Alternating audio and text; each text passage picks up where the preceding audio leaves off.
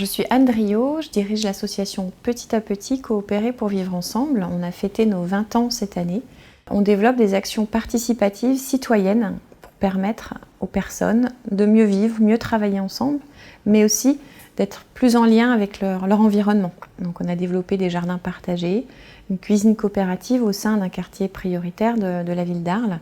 Et puis on a à côté de ça un organisme de formation où on peut accompagner des équipes, des personnes dans cette aventure de la coopération, du dialogue et du vivre ensemble.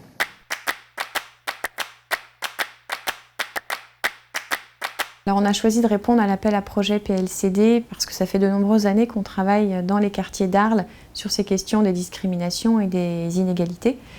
Et notamment parce qu'on porte depuis 3 ans un dispositif qui s'appelle Des étoiles et des femmes, qui vient de Marseille d'ailleurs, et qui permet à 12 femmes chaque année d'accéder à un CAP cuisine, un peu d'excellence puisqu'il est parrainé par des chefs étoilés ou de très bonne qualité du territoire, qui vont les accompagner pour avoir ce diplôme et accéder à l'emploi.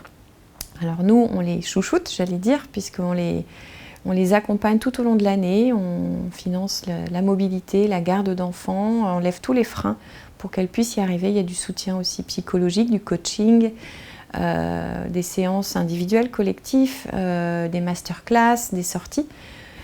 Et puis c'est aussi très bien accompagné par le Pôle emploi qui finance les stagiaires et le Greta qui s'occupe de toute la partie pédagogique.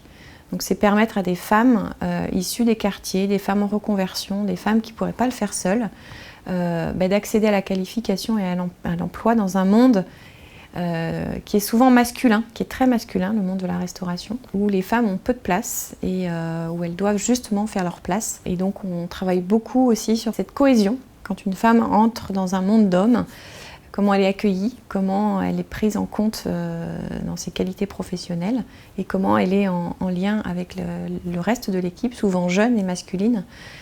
On travaille vraiment sur cette idée du bonheur au travail.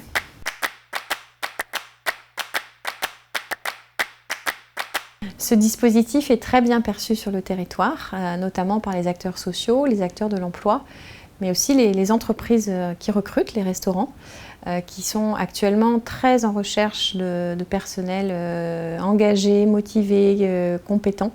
Les femmes, pour elles, c'est un gros challenge, c'est un changement de vie, c'est très courageux de leur part. Parfois, elles ont 30, 40, 50 ans et elles reviennent sur les bancs de l'école, donc c'est pour elles un gros défi en investissement, formation et stage. Et puis, par contre, c'est très payant puisqu'elles ont 95% de réussite au CAP, ce qui est très bien, et puis 75% de retour à l'emploi. Alors on prend soin d'elles même après le CAP, dans leur accès à l'emploi, mais aussi dans leur volonté d'être créatrices de leur propre structure. Certaines d'entre elles veulent être leur propre chef à domicile ou traiteur, et donc on prend soin de les accompagner aussi dans cette création d'activités pour qu'elles aillent jusqu'au bout de leur projet.